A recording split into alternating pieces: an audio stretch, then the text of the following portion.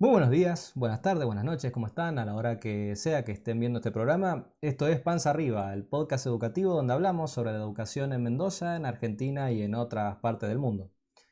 Hoy es 18 de octubre y estamos grabando el programa número 11 con la tercera invitada de este ciclo de programas, así que te doy la bienvenida y podés presentarte. Hola, ¿qué tal?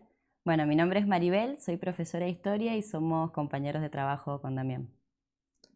Bien, bueno, no, vamos a hacer tres en realidad porque está otra vez Diego acompañando. Bueno, y el tema del día de hoy va a ser hablar sobre la Ley de Educación Nacional, ley promulgada en el año 2006. Eh, es gracioso porque algunas de las personas que quizás estén viendo este programa, eh, Tal vez no hayan nacido.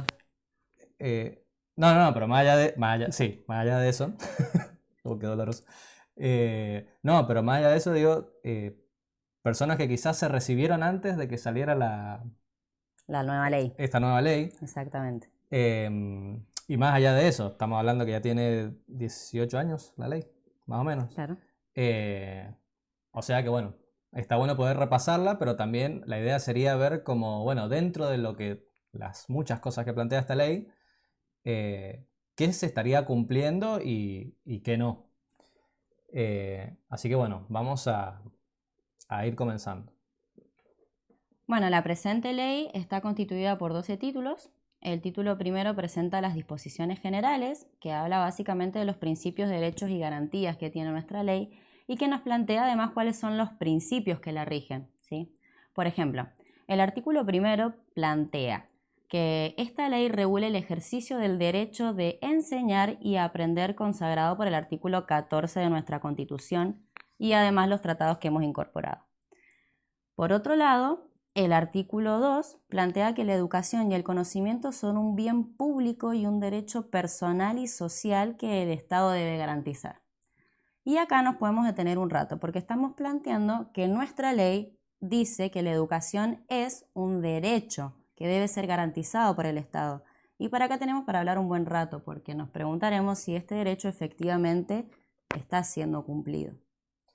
Sí, y además también qué discursos por ahí bajan, sobre todo desde el gobierno nacional, en cuanto a si esto tiene que ser así o no, cuando la ley plantea que sí. O sea, me refiero el discurso de Milei viene del lado eh, de que lo ideal es que el Estado no intervenga, que no se meta, pero bueno, la ley de educación nacional plantea que, que el Estado tiene que garantizar la educación como derecho, básicamente. Sí, y en nuestro contexto provincial comenzamos un poco antes, digamos, con esta perspectiva de plantear a la educación como una mercantilización, ¿sí? Vaciando algunos planes y haciendo propuestas, ¿sí?, articuladas del Estado que incluyen a entes privados. Cuando nosotros tenemos profesionales suficientemente aptos y materiales suficientemente aptos como para desde el Estado garantizar esas capacitaciones y demás. Totalmente. Em, no, también no me quiero ir sin el tema de justamente de pensar la educación como derecho y no como bien de consumo, que es como la ideología con la que estamos teniendo que combatir, digamos, en estos momentos, que no solo con la educación, lo plantean también con la salud, con otras cuestiones, y que bueno, si son considerados un bien de consumo, justamente caemos en el riesgo de que aquellas personas que no tienen dinero para pagarlo no puedan acceder eh, a ciertos bienes y servicios. Exactamente. Y ahí es cuando la igualdad de oportunidades se enfrenta a la equidad. Exactamente. El artículo tercero plantea que la educación serviría para construir una sociedad más justa, reafirmar la soberanía e identidad nacional, profundizar el ejercicio de la ciudadanía democrática, respetar los derechos humanos y libertades fundamentales y fortalecer el desarrollo económico y social de la nación. Bueno, este también nos da como para... Para rato, sí, sí. Sí, porque cuando nosotros planteamos a la educación como un derecho, la estamos resignificando como política de Estado. Y una política tiene unas intenciones. Y bueno, justamente esta ley tiene como objetivo construir una sociedad justa, y para eso nos tenemos que preguntar quiénes son los habitantes de esa sociedad para plantear esa sociedad justa. Y están atravesados por una diversidad, ¿cierto? Inherente a cada ser humano.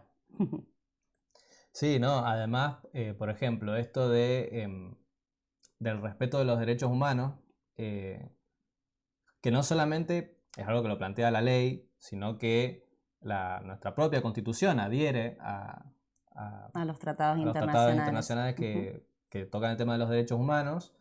em, Se tiene en cuenta, bueno, desde gran parte de la comunidad internacional y, y hay todo un discurso en cuanto a que es un curro el tema de los derechos humanos. Y sin embargo, bueno, en nuestra ley ya tenemos, o sea, ya nos plantea que tenemos que trabajar para que la educación sirva para respetar los derechos humanos. Así que creo que eso está bueno también como reafirmarlo, ¿no? Claro, sí, el tema de los derechos humanos no es una cuestión nacional nuestra, sino que básicamente son acuerdos internacionales, ¿sí? Debatidos por el mundo completo. Exactamente. Bueno, ¿querés ir con el 4? Dale. El Estado Nacional, las provincias y la Ciudad Autónoma de Buenos Aires tienen la responsabilidad principal e indelegable de proveer una educación integral, permanente y de calidad para todos, todas los y habitantes de la nación, garantizando la igualdad, gratuidad y equidad en el ejercicio de este derecho, con la participación de los organismos sociales y las familias.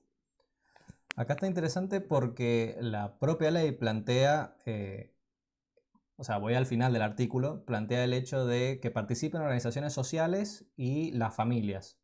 Y pensemos, por ejemplo, en todo el ataque que han recibido en estos últimos meses, sobre todo las organizaciones sociales, que siempre terminan siendo un lazo entre el Estado y por ahí las comunidades más... Y las zonas marrones del Estado, digamos, aquellos lugares donde el Estado no llega efectivamente. Exacto.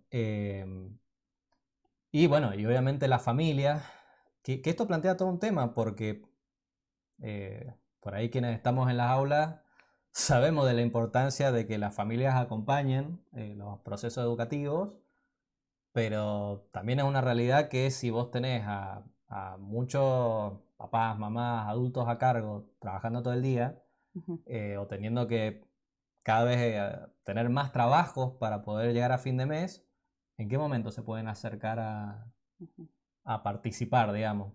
Eh, bueno, pasamos ya directamente al artículo 6. No vamos a leer cada parte de la ley, la idea es ver algunas partes puntuales que por ahí nos llamaron la atención y sobre las que podamos nada, decir y opinar algunas cosas.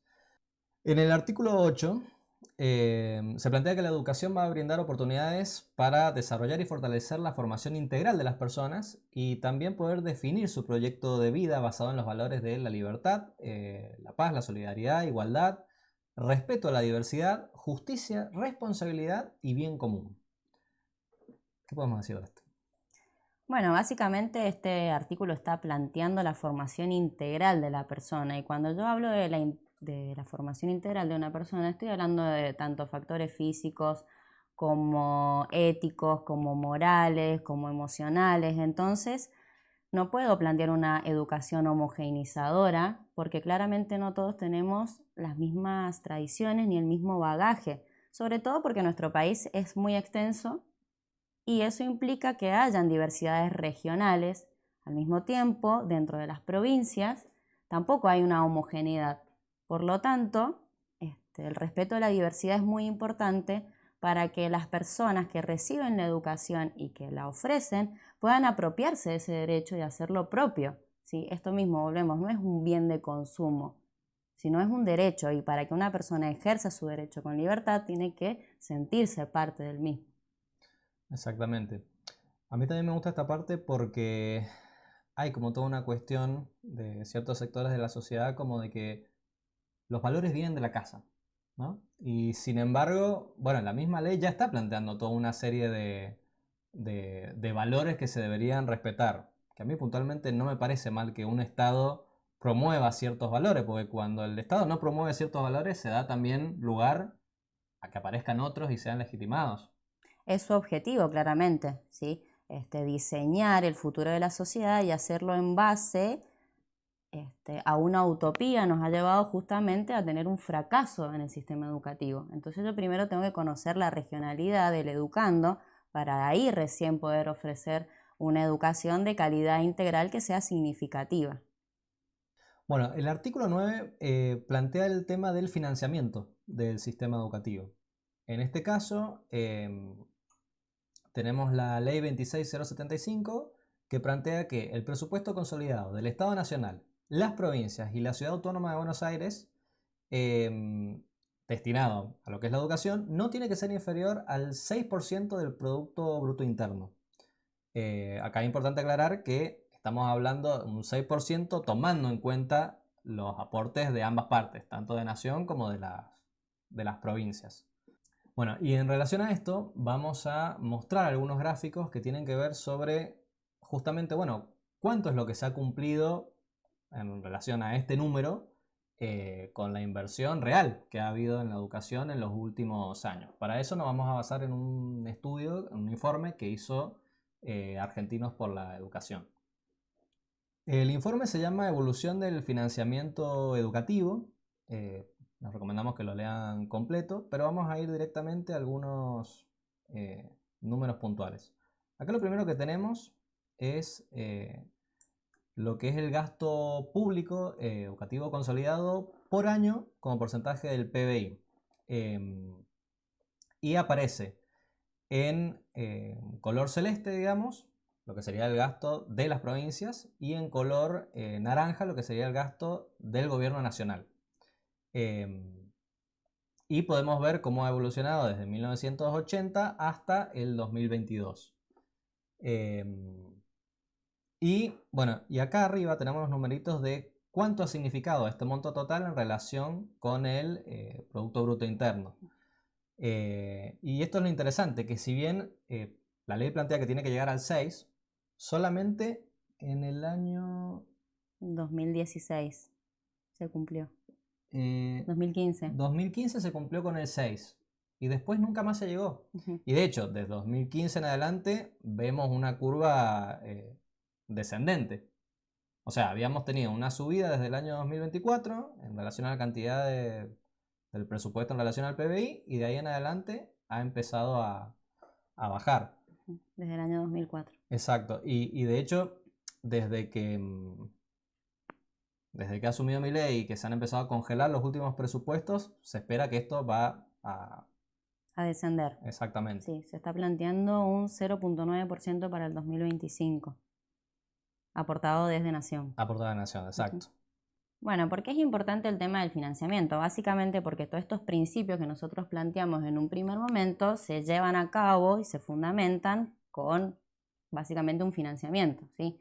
Si nosotros vemos que a partir del año 2015 en adelante tenemos un desfinanciamiento de la educación en nivel general, no podemos esperar que se garanticen esa calidad educativa que habíamos planteado en un primer momento.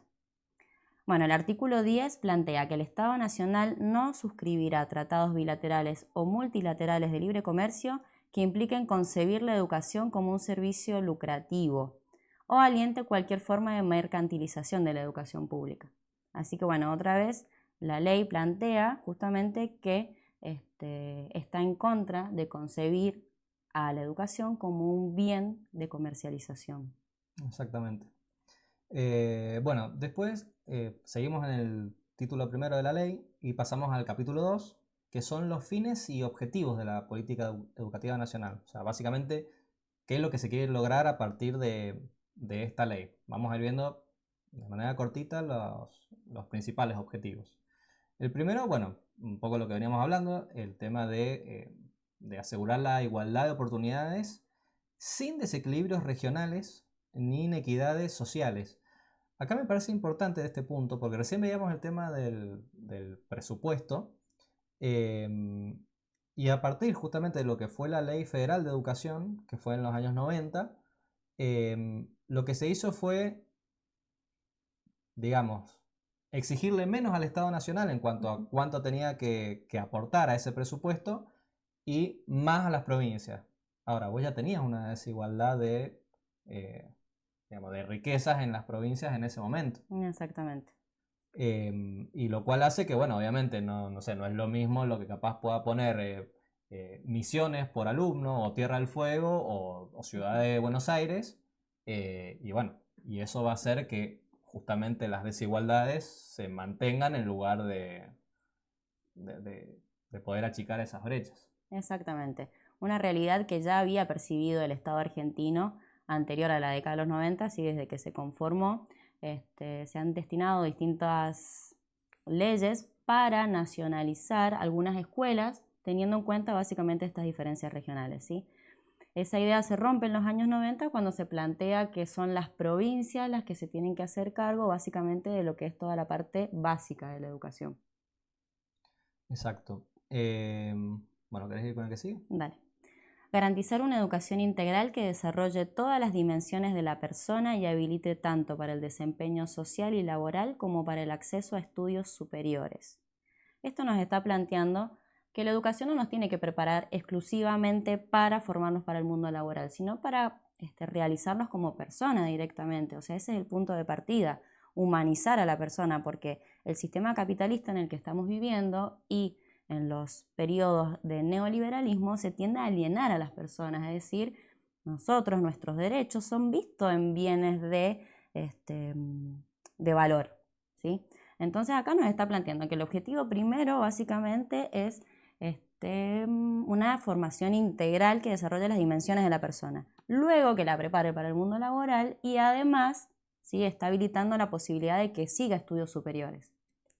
Esto me parece clave porque muchas veces está en el discurso en los medios de, bueno, la escuela tiene que preparar para el trabajo y demás, pero claro, justamente sin esta preparación integral de la persona, bueno, vos tranquilamente podés tener a alguien que, no sé, capaz que sea muy buen médico, pero no sé, en cuanto a operar a alguien, pero maltrata a los pacientes, o un docente que sepa explicar súper bien su tema, pero no respeta a los alumnos, o la fuerza de seguridad, o sea, en cualquier trabajo, por más que vos sepas hacer tu tarea específica, si no estás formado como persona, hay ciertos comportamientos que quizás, digamos, negativos, que los vas a tener por más que sepas hacer una profesión, una actividad.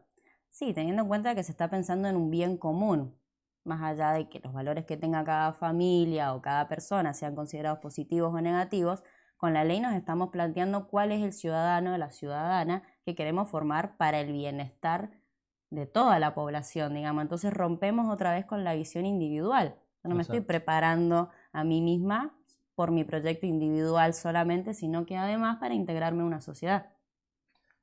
Bueno, después tenemos el tercer objetivo, que sería brindar una formación ciudadana comprometida con los valores éticos y democráticos de participación, libertad, solidaridad, resolución pacífica de conflictos, respeto a los derechos humanos, responsabilidad, honestidad, valoración y preservación del patrimonio natural y cultural.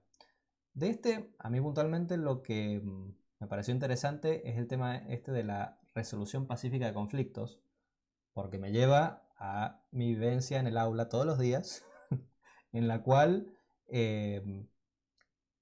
los chicos como que ya traen una cuestión de, por la más mínima cuestión, agredirse, aunque sea, digamos, aunque no sea una agresión grave, pero está como esta cuestión de, bueno, por lo que sea, por lo que, cualquier cosa en la que el otro sea diferente a mí o me moleste, automáticamente va la agresión y en ningún momento se paran un segundo a decir, che, bueno, a ver de qué manera podemos resolver esto que no sea bardeándonos, insultándonos o con violencia física.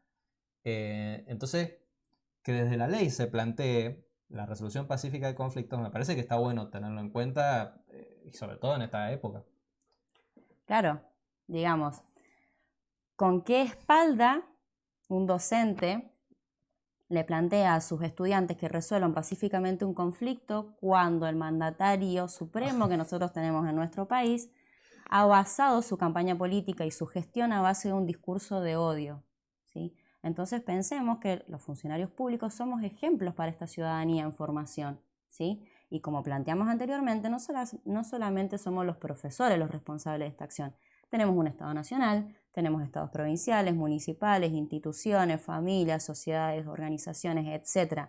Entonces, si nosotros queremos forjar una sociedad sin violencia, básicamente el ejemplo lo tenemos que ofrecer desde las cúspides. Sí, totalmente. No, y también en las actitudes que muchas veces tenemos como sociedad en general, sería la parte adulta de la sociedad, porque digo, si nosotros, más allá de que hoy por hoy tenemos un presidente no muy tolerante, pero, pero también en la sociedad se manejan por ahí ciertos discursos de odio, por la cuestión que sea, y digo, bueno, si nosotros como adultos manejamos esos discursos, estamos dando también un ejemplo Habilitamos. y habilitamos exactamente que los chicos también lo lleven a cabo. ¿Vas con el que sigue? Dale. Fortalecer la identidad nacional basada en el respeto a la diversidad cultural y a las particularidades locales, abierta a los valores universales y a la integración regional y latinoamericana. De este punto creo que nos podríamos quedar con la integración latinoamericana porque la ley lo plantea como principio fundamental, ¿sí? Una vez que resolvamos esta unidad nacional, tenemos que mirar y lograr una integración latinoamericana porque es básicamente parte de nuestra identidad. Entonces, nos contraponemos a un discurso que busca la superioridad o la evolución de nuestra cultura en modelos extracontinentales. Sí, y me parece que esto también está bueno porque por ahí cuando pensamos en, no sé, en el modelo de país que queremos, digo, bueno, Argentina y todos los países latinoamericanos en general siempre hemos estado supeditados a lo que quieran hacer otras potencias y bueno, también un poco lo que nos podría dar algo no sé, de poder en ese sentido es que haya una unión o una integración en este caso de los países con los que, bueno, estamos en la misma y también compartimos toda una serie de... De tradiciones, de Exacto. historia, de regionalidad. Bueno, el que sigue es, de vuelta, el tema de garantizar la inclusión educativa a través de políticas universales y estrategias pedagógicas y de asignación de recursos que otorguen prioridad a los sectores más desfavorecidos de la sociedad. Este me da mucho para hablar, porque digo, es lo que muchas veces termina quedando al final. O sea, la Exactamente. ley plantea, bueno, vamos primero en los sectores que más necesidades están pasando y sin embargo, por ejemplo, no sé, en uno de los programas anteriores que habíamos hecho, eh, hablé sobre un estudio también de Argentinos por la Educación que planteaba que donde hay más inestabilidad docente es en las escuelas rurales o en las escuelas más desfavorecidas. Ujú. Y por ahí son las escuelas donde vos más necesitas, por ejemplo, que haya un vínculo permanente con los chicos y demás. Eh, y bueno, justamente el sistema, ¿qué hace? Y que si tenés la posibilidad de no irte a una escuela tan alejada o tan desfavorecida, no lo haces. Porque no te conviene por el tiempo, porque no te conviene por los riesgos. Bueno, y la paga ni hablemos. Claro, ni hablar de que ahora las zonas, básicamente en Mendoza, se han visto vaciadas de contenido económico. Exacto.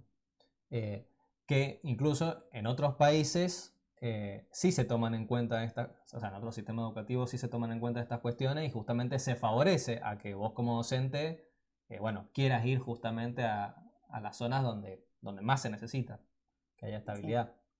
Ni hablar del cierre de aulas, escuelas y Ojo. demás que no llegan a cumplir con la matrícula básica, ¿sí? Yo me estoy planteando que el estudiante de una escuela rural o de un CENS, que son básicamente los sectores más vulnerables, no está llegando a la escuela y en vez de ver políticas que acerquen a ese estudiante a la escuela, estoy planteando cerrarla. Claro, sí. No, o pensemos también, por ejemplo, en el caso de los chicos que por ahí, no sé, necesitan un acompañamiento desde lo psicológico, desde lo nutricional, eh, y lo que muchas veces se termina apostando es, bueno, no sé, tiene un problema, cambiémoslo de escuela. Y De ya, curso. o de curso, en vez de tratar de focalizar y ayudarlos en esas cuestiones extraescolares que le están afectando en su rendimiento, digamos. Asegurar condiciones de igualdad respetando las diferencias de las personas sin admitir discriminación de género ni de ningún otro tipo. Bueno, y acá estamos planteando básicamente una perspectiva actual que plantea, por ejemplo, que la identidad de género es una ideología. ¿Sí? Entonces acá... Sí, pensemos también, por ejemplo, que este año se cerró el INADI, que era un instituto que apostaba a visibilizar y hacer estudios en relación a lo que eran distintos tipos de discriminación a lo largo del país. Está bien, la, la excusa era que no se gastaban bien los fondos o que no servía para mucho, pero decís, bueno, a ver si el objetivo de fondo te importaba, podías haberlo hecho funcionar mejor en lugar de cerrarlo. Nunca la estrategia es hacer que la institución funcione bien. No. Directamente la cerramos. Sí, y lo cual es un riesgo porque, a ver, hoy empezaron con el INADI, pero en algún momento Milei dijo cosas como que, no sé, si si una escuela rural, por ejemplo, no se podía mantener porque ninguna empresa quería ir a poner dinero ahí porque no era rentable, bueno, tal vez es porque no es deseable para la sociedad No debía existir. y no debería existir. Entonces, si empezamos a habilitar estas cuestiones de cerrar instituciones porque no funcionan bien y en lugar de hacerla mejor, tu única solución es cerrarla, bueno, una escuela en situaciones desfavorecidas, no, no hay tantos pasos para que la terminen cerrando en un futuro, digamos. Sí, o sobre todo que no ofrezca un proyecto integral, que ese es el mayor riesgo todavía de las instituciones, ¿sí? Que no puedan cumplir su rol de efectivizar el derecho. Garantizar en el ámbito educativo el respeto a los derechos de niños, niñas y adolescentes establecidos en la ley 26061. Esto me parece interesante porque rompe un poco con la visión quizás más adultocentrista que todavía hay en grandes partes de la sociedad, eh, y pone justamente, bueno, el tema de los derechos de niños, niñas y adolescentes eh, como sujetos de derecho, lo cual los hace tener, bueno, otra, no sé cómo decir, importancia, influencia dentro de lo que es la sociedad en general. Bueno, el siguiente objetivo nos plantea asegurar la participación democrática de docentes, familias y estudiantes en las instituciones educativas de todos los niveles. Bien, acá no vamos a ahondar mucho porque justamente en el programa 10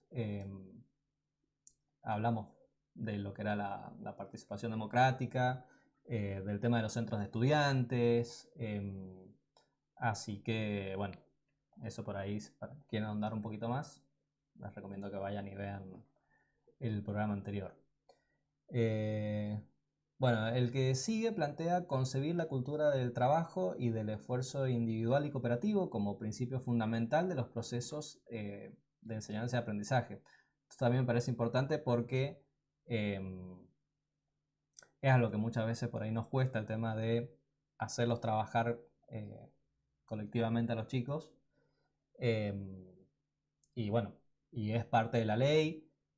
Y va en parte también con esto de pensar en una sociedad integrada, donde se busca el bienestar común. Qué mejor que empezar a trabajar eso ya desde la escuela. Pensemos que los estímulos externos que recibimos todo el tiempo hacen énfasis a la individualidad y que fuimos formados también en una educación que nos planteaba esa individualidad. Entonces el cooperativismo y la construcción colaborativa del trabajo es muy importante para básicamente plantear la solidaridad, ¿sí? Que esto mismo, pensemos no siempre no como una persona individual, sino como una persona inserta en una sociedad y pensar que si al otro le va bien, a mí también, ¿sí? Totalmente. Bueno, después otro objetivo plantea el de fortalecer la centralidad de la lectura y la escritura como condiciones básicas para la educación a lo largo de toda la vida. Acá se me vienen varias cuestiones. Que es que, por ejemplo, a ver, nosotros somos docentes de nivel secundario. Ya notamos en el nivel secundario eh, que los chicos vienen con dificultades para leer y para escribir. Eh, Sin embargo, creo que acá la clave está en, bueno, ¿qué se está haciendo para, ¿cómo decir? Para fortalecer justamente esos trayectos donde hay problemas con la escritura, con la lectura, bueno, y con el saber que sea? Porque lo que siento por ahí, quizás somos varios los docentes que lo sentimos, es que con tal de que las estadísticas den bien, se apuesta a, bueno, todo es siempre un trabajito de integración para que los chicos pasen, y muchas veces pasan sin tener ciertos saberes o capacidades ya desarrolladas, lo cual se va acumulando año a año. eh, pero no sé, creo que tampoco estaría bueno en caer en directamente, que repitan y ya, Claro, sí. sino decir, bueno, ¿cómo a lo largo de ese año podemos reforzar el trabajo con estos chicos que están teniendo estas dificultades? Porque si no se agarra tiempo, después, digamos, por ahí terminas en la secundaria con estudiantes casi sin alfabetizar a veces. Y bueno, y esto va muy de la mano con el desfinanciamiento que tenemos en la educación y que se ha sido progresivo a partir del 2015, como decíamos, y también con la pérdida de respeto, si se quiere, o de, ¿cómo le podríamos decir? Valorización de la profesión docente, Mm. porque al estar tan cuestionada la profesión docente nos ha llevado a una flexibilización laboral, o sea, tenemos los docentes taxis, como decías vos, los docentes que no llegan o llegan a vivir una experiencia en las escuelas rurales o en las escuelas más desfavorecidas. Entonces esto hace básicamente que el docente no se pueda arraigar a la institución y por lo tanto, como no tenemos una comunidad educativa estable, no podemos establecer estrategias al interior. Y esto no se debe en una poca voluntad de los docentes o de los equipos directivos y demás, sino básicamente de una problemática general basada en el desfinanciamiento, en la precarización laboral, que nos lleva a que los recursos para atender estas problemáticas sean escasos. Sí, también pienso, por ejemplo, bueno, obviamente tiene que ver con todo lo que está diciendo, el financiamiento y demás, de la poca cantidad de espacios que hay justamente para poder trabajar con los estudiantes, digamos, que tienen dificultades. Porque, por ejemplo, no sé, Los multiespacios escolares. La claro, biblioteca es... bueno, sí, las bibliotecas que terminan siendo nuevas aulas, para que un docente de apoyo con muy poquitas horas a la semana trabaje con chicos de toda la escuela.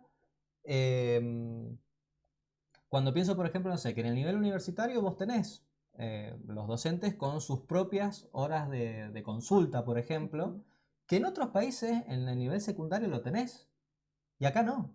Y las redes de tutoría también. Es decir, estudiantes superiores que se preparan y ofrecen tutorías a los estudiantes que recién están iniciando.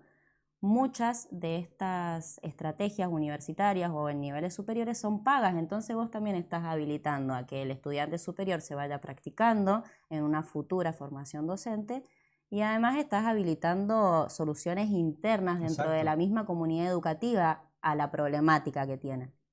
No, se me viene también, pienso por ahí que nosotros vivimos mucho o la situación, digamos, de estudiantes que a veces no hacen las tareas, porque una cosa es que vos me digas, bueno, no sé, lo mando con otro profe porque a mí no me entiende cómo yo le explico, por ejemplo. Igual uno podría buscar otras formas, pero supongamos que esa sea la excusa. Ahora, muchas veces pasa que hay estudiantes que desaprueban porque uno les pide que haga una determinada tarea y no las hacen. Que en la mayoría de los casos siempre hay una razón detrás, que es la que nos cuesta, por los pocos recursos que tenemos, poder descubrir. Eh, pero digo, hay veces capaz que el pibe pasó un mes y ya está en condiciones de retomar, y por ahí lo único que necesita es un espacio donde pueda ir y quizás estar con vos y un par de estudiantes más y ponerse al día. A veces es eso y no tenemos esos espacios. O sea, O las aulas masivas, ¿sí? Vos tenés un estudiante con esta situación y al mismo tiempo tenés 10 estudiantes más claro, con sus particularidades y con su atención y otros 10 que también requieren, digamos, un proceso de darles más información, porque hay estudiantes que alcanzan los estándares básicos y una no puede, digamos, ofrecer más herramientas para mejorar y ofrecer esa educación de calidad y responder a las inquietudes que tienen. Entonces nos encontramos básicamente que este derecho educativo no se puede hacer efectivo por falta de recursos. Y esto afecta básicamente a la alfabetización primaria, exactamente. Eh, fundamental para la construcción de una ciudadanía crítica. sí, sí. O sea, Poder saber interpretar el texto, el mensaje que te está dando la otra persona. Sí, sí, totalmente. Em, bueno, el objetivo que sigue plantea desarrollar las competencias necesarias para el manejo de los nuevos lenguajes producidos por las tecnologías de la información y la comunicación. Una salvedad antes de la opinión que vamos a dar es la ley esta fue promulgada en el 2006. O sea, estamos hablando de una época donde todavía no habían redes sociales, em, no habían toda una serie de cuestiones, no teníamos la inteligencia artificial como la conocemos hoy, pero así todo ya se planteaba esta cuestión de poder acercar a los chicos en ese momento hacia las nuevas tecnologías y sin embargo volvemos a lo mismo del tema de los recursos. ¿Cómo acercas a los chicos a las nuevas tecnologías si no tienen computadoras, si no todos tienen un celular, si no tenés a veces internet en las escuelas o tenés un internet de mala calidad, que a veces es lo mismo que no tener? Ujú. Em, Estamos hablando de la alfabetización digital, ¿sí? Sumamente necesaria en el mundo en el que vivimos. Entonces, planteamos, o la ley plantea, que saber leer, escribir y manejar las tecnologías nos van a hacer competentes para el mundo laboral y para estudios superiores. Entonces estamos hablando de algo básico. sí, pensemos también, por ejemplo, cuando muchas veces, lo hemos hablado en programas anteriores, pero con todo esto que estamos viviendo en cuanto al tema del financiamiento del sistema universitario, cuando muchas veces se plantea de, no, bueno, la universidad no sirve porque los pobres no llegan, bueno, el hecho de saber usar las tecnologías es clave para llegar a la universidad. Vos en la universidad te manejás con campus virtuales, básicamente. Entonces no podés no saber usar una computadora o no saber hacer una búsqueda en internet cuando es algo que te van a pedir permanentemente, o no saber usar el Word Algo o hacer básico. una, no sé, presentación en PowerPoint. Son cosas mínimas que te van a pedir en cualquier carrera. Eh, y bueno, y de vueltas, sin recursos no podemos asegurar eso. Sin asegurar eso, ¿con qué herramientas llega ese chico a la universidad si terminara asistiendo? Vamos con el que sigue. Dale. Brindar a las personas con discapacidad temporal o permanentes una propuesta pedagógica que les permita el máximo desarrollo de sus posibilidades. Bueno, acá creo que seguimos en la misma que venimos con los objetivos anteriores. Eh, ¿Qué capacitación o cuánta tenemos como docentes para atender a chicos con diferentes tipos de discapacidades? ¿Qué tan preparadas están las escuelas?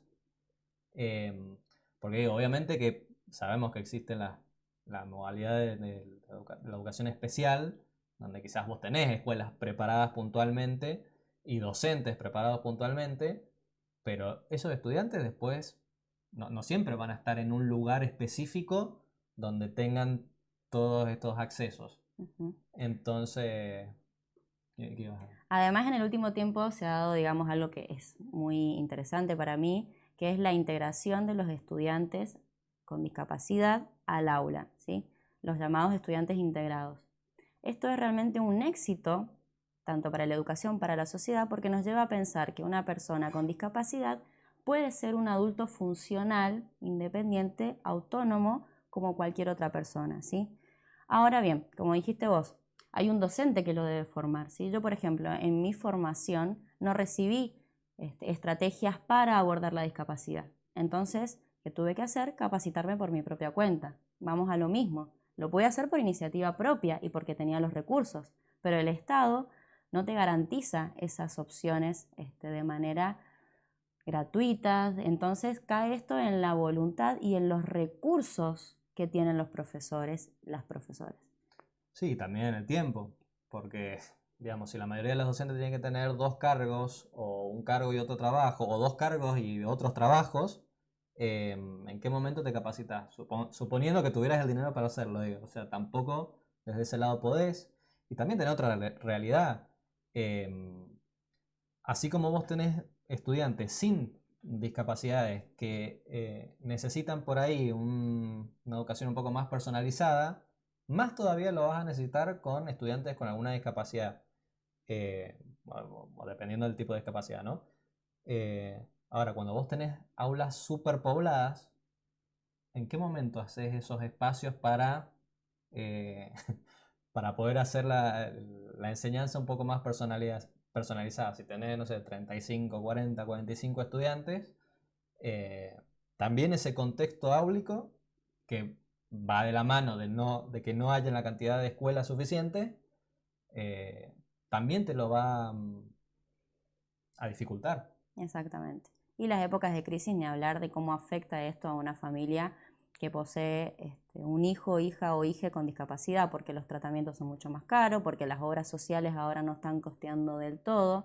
Entonces vamos otra vez que el factor recursos que posee una familia es muy clave para efectivizar. Y cuando la familia no lo posee, debería, según la ley, el Estado hacer cumplir esos derechos. Exactamente.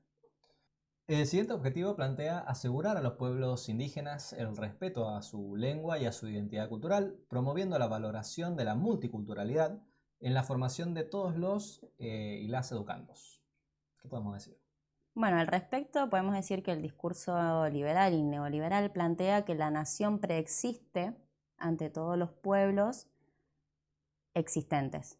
Entonces, de manera jerárquica se impone una cultura que niega las identidades locales, ¿sí? Entonces tenemos, por ejemplo, discursos que te plantean algunos pueblos originarios como terroristas, ¿sí? Cuando nuestra ley nos plantea justamente lo contrario, volver a la raíz latinoamericana, resignificar la diversidad, entender a los pueblos indígenas como sujetos de derecho que están planteados así en nuestra Constitución.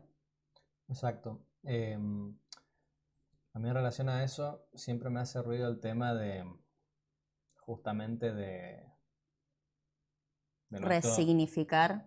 sí, a nuestros próceres, ¿no? Que primero que no los elegimos, eh, y segundo que, bueno, ya el hecho de poner a alguien como prócer implica que prácticamente estás dejando toda la parte que consideras positiva y por fuera todo lo que podrías considerar negativo. Y digo, bueno, por ejemplo, el caso de Sarmiento. Digamos, creo que podemos considerar como positivo el impulso que hizo respecto a un sistema educativo público en la época en la que lo hizo, pero al mismo tiempo, bueno, escribió ciertas cuestiones respecto, por ejemplo, a los pueblos originarios de aquella época, eh, que uno dice, no sé, ¿cómo le hago cantar el himno a Sarmiento a un chico de una comunidad originaria? Claro. Eh, por ejemplo, creo que son cuestiones que están buenas como para poder llevarlas o debatirlas, ¿no? En el sistema educativo. Sí, no olvidar que el interés del sistema educativo de Sarmiento reside en una idea homogeneizadora. ¿Sí? Para él, la educación es una estrategia para homogeneizar y quitar la identidad local e imponer una, repito otra vez, de manera jerárquica, de manera autoritaria y verticalista. ¿Sí? Exacto. Vamos con el que sigue. Comprometer a los Dale. medios masivos de comunicación a asumir mayores grados de responsabilidad ética y social por los contenidos y valores que transmiten. Sí, restan en eso. Eh, Bueno, podemos hablar de del cierre de los medios públicos, de la censura de los canales institucionales para poder hacer justamente divulgación de los contenidos de las leyes, como por ejemplo prohibirle a parques nacionales publicar algo respecto al Día de la Diversidad Cultural. O, por ejemplo, no, ¿qué ibas a no, decir? que me hiciste acordar, al INTA, por ejemplo, le hicieron, eh, o corrió el rumor por lo menos, de que les habían pedido no utilizar términos como, no sé, como cambio climático, como todas cuestiones que van digamos, en contra, si se quiere, del discurso extractivista. Y también fue como, no, bueno, no investiguen sobre esto o no hablen sobre esto, que claramente responde a intereses de ciertos sectores del capital, digamos, o empresarial. Claro, y justamente de financiar el sector público implica darle pie a ese avance de los intereses capitalistas, individualistas y demás en los medios de comunicación, que si vos te pones a pensar es lo que consume la mayor cantidad de la gente. Entonces, ¿cuál es la información y el conocimiento que le está llegando a la masa en general? Se me viene también el tema de que justamente el que existan medios que primero que obviamente que los medios privados funcionan como empresas y tienen una lógica de ganancia, que concentren justamente a gran parte del público que consume medios, hace que vos tengas un solo tipo de punto de vista, si querés, sobre las cosas, sobre la realidad. Y justamente el que existan los medios públicos te permite, obviamente si el Estado está interesado, ¿no? Te permite poder utilizarlos para darle espacio a otras voces. Pienso, por ejemplo, el tema del cierre de la agencia Telam, que tenía periodistas en todos los lugares del país prácticamente, y eso permitía que, no sé, que vos te pudieras enterar de algo que pasaba en un pueblito, que capaz que no tiene su propia radio eh, o su propio medio de comunicación, y bueno, y a través de ese aporte del Estado, uno se puede enterar de lo que pasa ahí. Y que también lleva a una cuestión de que la realidad está conformada por lo que uno conoce. Entonces, si uno no conoce sobre pueblos originarios, sobre, no sé, la diversidad sexual, sobre las personas con discapacidad, sobre las personas que están en niveles de pobreza extrema, bueno, pasa a no existir eso en la realidad de cada persona. Y se me viene al recuerdo el canal Encuentro. Para mí fue realmente significativo cuando estuve en mi formación docente ver experiencias educativas de todo el país. Vos podías meterte al canal Encuentro y ver cómo un docente daba clases de La Quiaca hasta Ushuaia.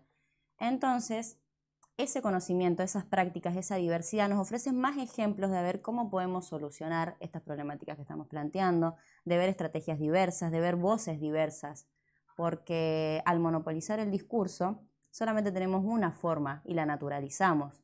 Pero si yo de repente veo en un canal de YouTube resignificado un docente de Misiones como un docente de Buenos Aires, como un docente de contexto urbano marginal o de contexto de encierro, valorizo la diversidad en general.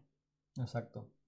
Eh, a mí lo que me pasa al respecto, o sea, concuerdo totalmente con lo que vos decís, porque cuando empecé justamente a consumir materiales producidos por el canal Encuentro, la TV pública, etcétera, me encontré con un montón de materiales y de puntos de vista y de cómo está armado y demás que me pareció copadísimo, pero al mismo tiempo fue como que dije, ¿por qué esto? Por ejemplo, vos lo tuviste en tu formación, pero yo no, o muy poco por ahí.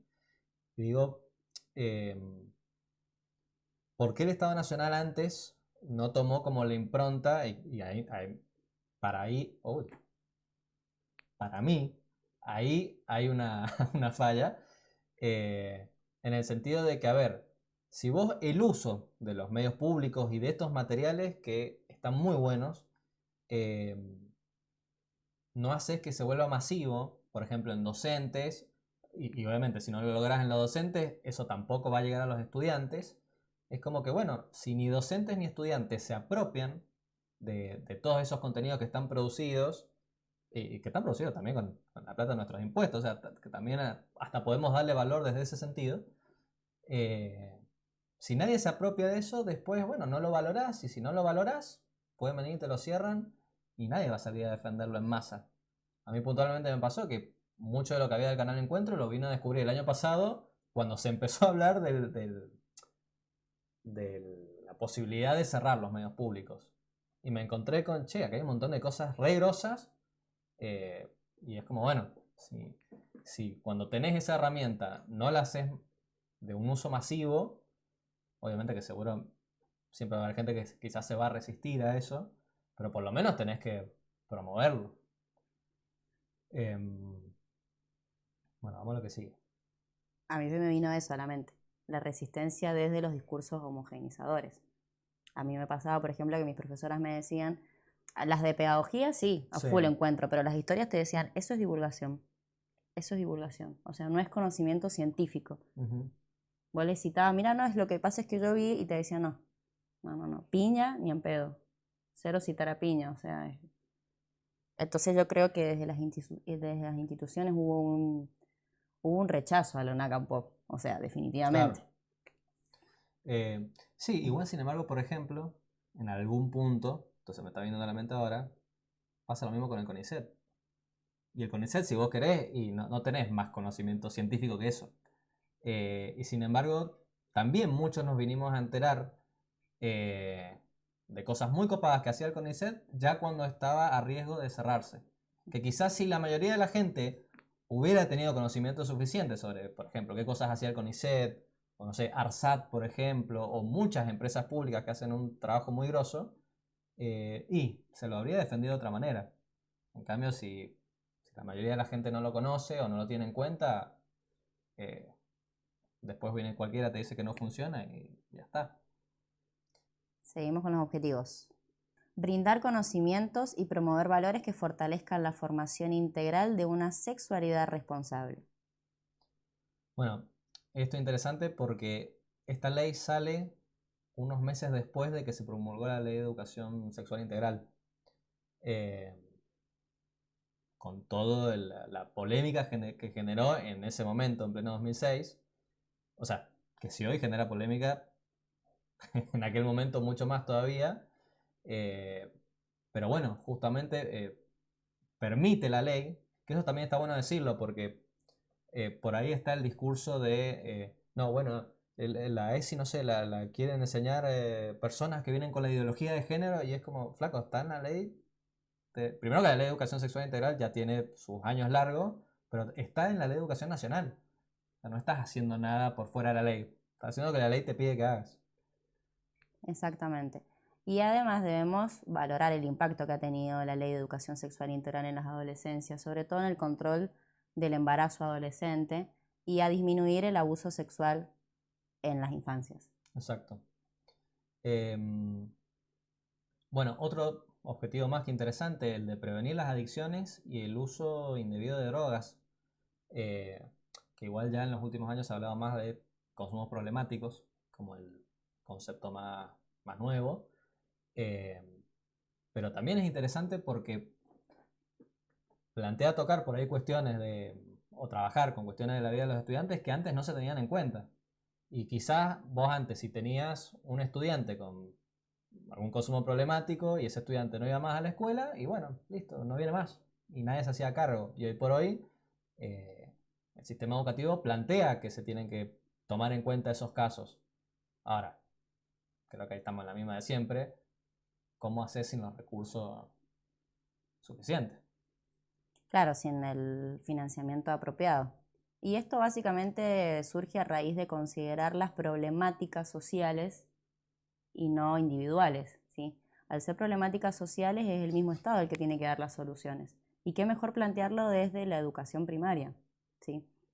La ESI está muy vinculada con esto del consumo de las adicciones y demás, porque vos en la ESI tratás la afectividad, las emociones y demás. Y justamente todos esos proyectos frustrados de vida son los que nos llevan, básicamente, a caer, digamos, en estos consumos problemáticos.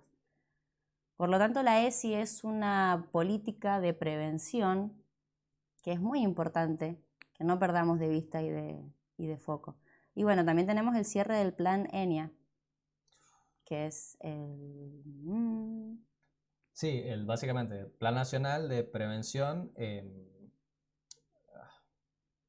embarazo en la era niñez y no, adolescencia. No, no intencional. embarazo no intencional, exacto. Bueno, pasamos a uno de nuestros últimos objetivos, que es promover el aprendizaje de saberes científicos fundamentales para comprender y participar de manera reflexiva en la sociedad contemporánea. ¿Por qué nos da risa esto?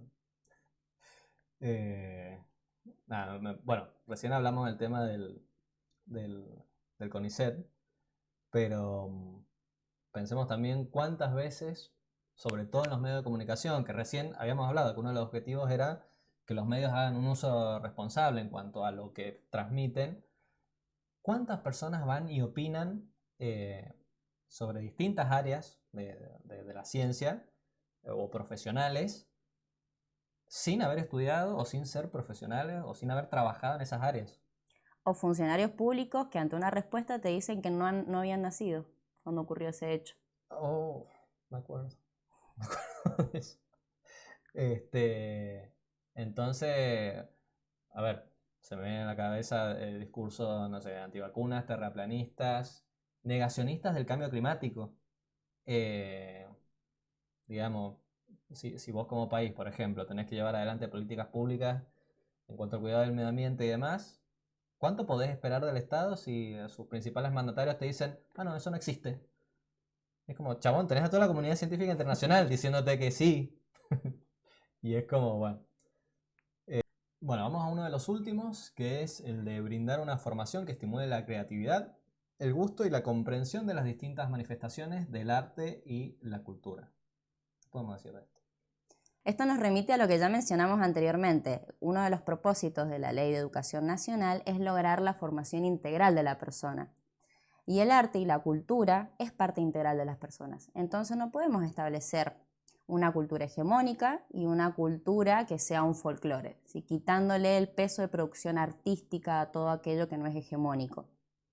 Y básicamente volvemos otra vez a generar estrategias para que sean los mismos estudiantes con sus diversidades los que sean los productores de este arte y de esta cultura.